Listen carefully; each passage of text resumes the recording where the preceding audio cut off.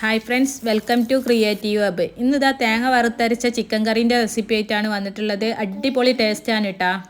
ഇതേ ടേസ്റ്റുള്ള കറി നിങ്ങൾക്കും ഉണ്ടാക്കാം. അതിനിതാ ഞാൻ ഉണ്ടാക്കുന്നതൊന്ന് നോക്കിക്കോളി.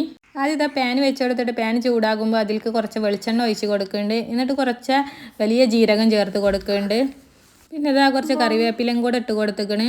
അടുത്തതായി ഇത് അതിലേക്ക് ചേർത്ത് കൊടുക്കുന്നത് ഒരു പച്ചമുളകും കറിയും കുറച്ച് കട്ട് ചെയ്ത വലിയ ഉള്ളിയും കൂടെ ചേർത്ത് കൊടുക്കുന്നുണ്ട്. ഇനി ഇതാ ഇതിലേക്ക് ആവശ്യമായ ഉപ്പിട്ട് കൊടുക്കുന്നുണ്ട്. എന്നിട്ട് ഇതൊന്ന് വഴറ്റിയെടുക്കുക. ഇത് അധികം നേരത്ത് കുക്ക് ചെയ്യേണ്ട ആവശ്യമില്ല കേട്ടോ. ജസ്റ്റ് ഒന്ന് സോഫ്റ്റ് ആവുന്നത് വരെ ഒന്ന് കുക്ക് ചെയ്തെടുത്താൽ മതി. എന്നിട്ട് ഇതാ ഞാൻ ഇതിലേക്ക് കട്ട് ചെയ്ത് വെച്ച ഉരുളക്കിഴങ്ങും തക്കാളിയും ചേർത്ത് കൊടുക്കുന്നുണ്ട്. ഈ ചിക്കൻ കറിക്കൊക്കെ ഉരുളക്കിഴങ്ങ് ചേർക്കുന്നത് നല്ല ടേസ്റ്റ് ആണല്ലോ അല്ലേ. പിന്നെ ഇതാ ഓരോ സ്പൂണ് ഇഞ്ചി വെളുത്തുള്ളി പേസ്റ്റും കൂടെ ചേർത്ത് കൊടുത്തിക്കണ്. എന്നിട്ട് ഇത് നല്ലോണം മിക്സ് ചെയ്തെടുക്കുന്നുണ്ട്. ഇഞ്ചിയും വെളുത്തുള്ളിൻ്റെയും പച്ചമണം മാറുന്നത് വരെ ഒന്ന് കുക്ക് ചെയ്തെടുക്കാം. ഇനി ഇത് 1/2 സ്പൂണ് മഞ്ഞൾപ്പൊടി, 1 സ്പൂണ് മുളക് പൊടി, 1/2 സ്പൂണ് ഗരം മസാലപ്പൊടി, 1 സ്പൂണ് സ്പെഷ്യൽ ജീരകപ്പൊടിയാണ്. ഈ സ്പെഷ്യൽ ജീരകപ്പൊടിൻ്റെ റെസിപ്പി വേണ്ടവർക്ക് ഞാൻ ലിങ്ക് താഴെ ടാഗ് ചെയ്ത് കൊടുക്കുന്നുണ്ട്, പോയി ചെക്ക് ചെയ്ത് നോക്കിക്കോളി. ഇനി ഇതിലേക്ക് കുറച്ച് വെള്ളം കൂടെ ചേർത്തിട്ട് നല്ലോണം മിക്സ് ചെയ്തെടുക്കുന്നുണ്ട്.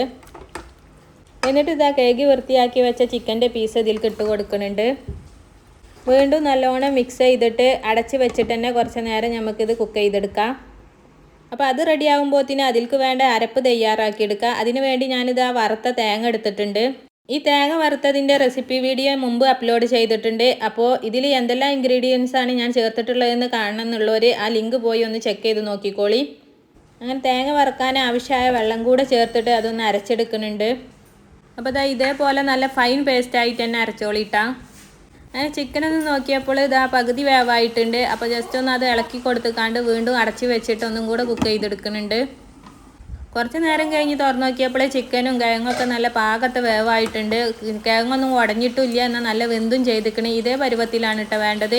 ഇത്രയും ആയാൽ മതി. ഇനി നമുക്ക് ഇതിലേക്ക് വേണ്ട അരപ്പ് ചേർത്ത് കൊടുക്കാം.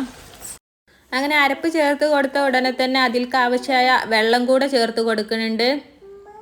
ഈ തേങ്ങ അരച്ച കറിയൊക്കെ കുറച്ച് നേരം വെച്ചിട്ടുണ്ടെങ്കിൽ കുറുകി വരുമല്ലോ. അപ്പോൾ ആദ്യം തന്നെ അതിലേക്ക് ആവശ്യമായ വെള്ളമൊക്കെ ചേർത്ത് കൊടുക്കുക. പിന്നീട് ചേർക്കുമ്പോൾ കറീൻ്റെ ടേസ്റ്റ് മാറും.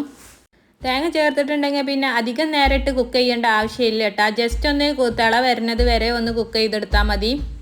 അപ്പോൾ ഇത്രയും ആയിട്ടുണ്ടെങ്കിൽ നമുക്ക് ഈ കറി ഒന്ന് തൂമിച്ചെടുക്കാനും കൂടെ ഉണ്ട്. അതിനിതാ ചൂടായ പാനിക്ക് വെളിച്ചെണ്ണ ഒഴിച്ചിട്ട് കട്ട് ചെയ്ത് വെച്ച ചെറിയ ഉള്ളി ഇട്ടിട്ട് ബ്രൗൺ കളർ ആവുന്നത് വരെ ഒന്ന് ഇളക്കി കൊടുക്കുന്നുണ്ട്. എന്നിട്ട് അതിലേക്ക് കറിവേപ്പിലയും കൂടെ ചേർത്ത് കൊടുക്കുന്നുണ്ട്. ഇനി ഇത് കറിക്ക് ചേർത്ത് കൊടുത്തിട്ട് അതിൻ്റെ മുകളിലായിട്ട് കുറച്ച് മല്ലിയിലയും കൂടെ ഇട്ട് കൊടുക്കാം. അങ്ങനെ തേങ്ങ വറുത്തരച്ച ചിക്കൻ കറി സെറ്റ് ആയിക്കണ്.